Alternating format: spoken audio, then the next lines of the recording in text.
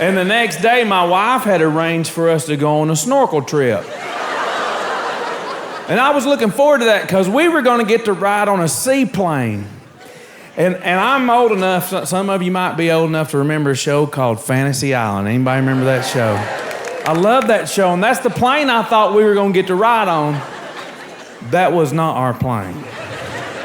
Our plane looked like a crop duster duct taped to a flat-bottom boat. Didn't look seaworthy or airworthy. Had a little fella down there asking everybody how much they weighed before they got on it. I'm like, why would you need to know that? He said, so I know how much fuel to put in the plane. I said, fill it up.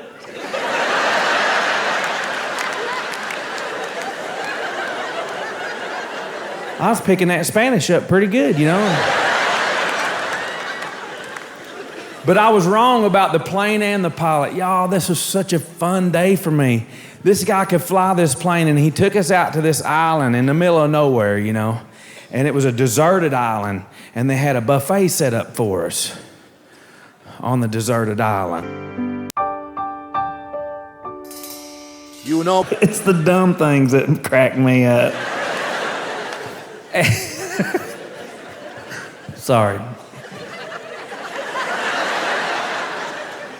But y'all, that buffet was one of the best buffets I'd ever had in my life. I mean, the freshest, juiciest shrimps. It was them peeling and eat them shrimps, except it had like a little spicy rub on it, just a little kick, like I like it. And I'm tearing them shrimps up, just. And then the guy's like, okay, time to snorkel.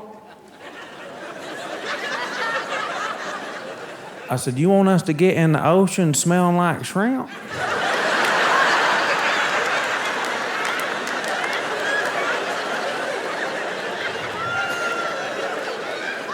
I'm from Arkansas, even I know that ain't right. Don't y'all get Shark Week down here?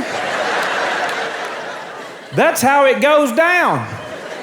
Florida, I don't get your news feed, but I do hear from somebody that lives down here. My brother tells me, y'all, you know, lots of people get bit by sharks. It just happens more here than it does at home. So, you know, I ain't lying about that. It was like a few years ago, there was one stretch, there was 10 people down here on the Gulf Coast got picked off the same beach in the same week.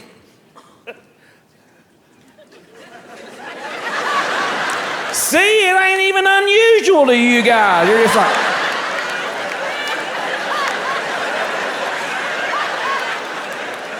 That was an average week for the shark.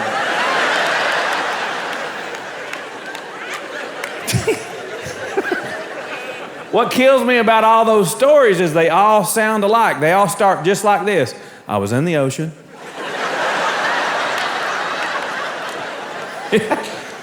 Yeah, that's where they live, Einstein. They live in the ocean. Everything in the ocean's got teeth, except for half the people swimming in it. What do you think? Somebody bring my floaties. But here's what I think, though, is, you know, people always want to blame the shark for the shark biting, you know. I honestly, if you get bit by a shark, it's on you. You know, you dove in there, knowing full well that is a possibility that could happen. A good possibility that could happen. You know, like it wasn't long ago at SeaWorld, you know, about 10 years ago or so, that trainer got killed by that whale. That's a tragedy, but what kind of whale was that? Prove my point. Look, I don't know how a sperm whale got his name. I do know I ain't swimming with him. Especially if I'm wearing cologne.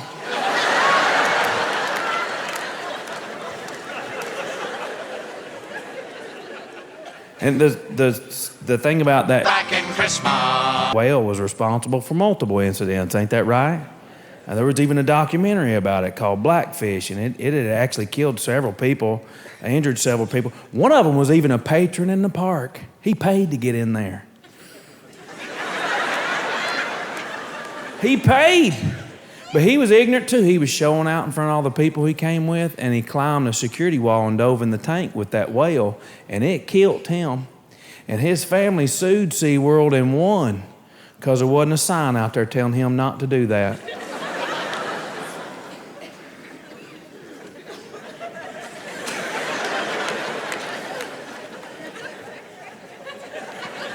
You guys are killing me. You're like, yeah, there wasn't no sign.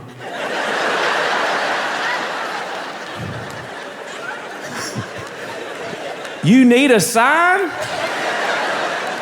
There's no sign telling me not to clamp jumper cables on my nipples.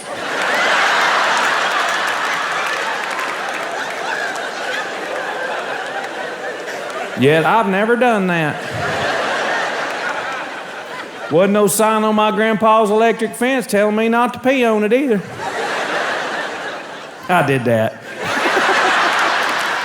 I ain't gonna lie. It didn't feel like Rusty said it would.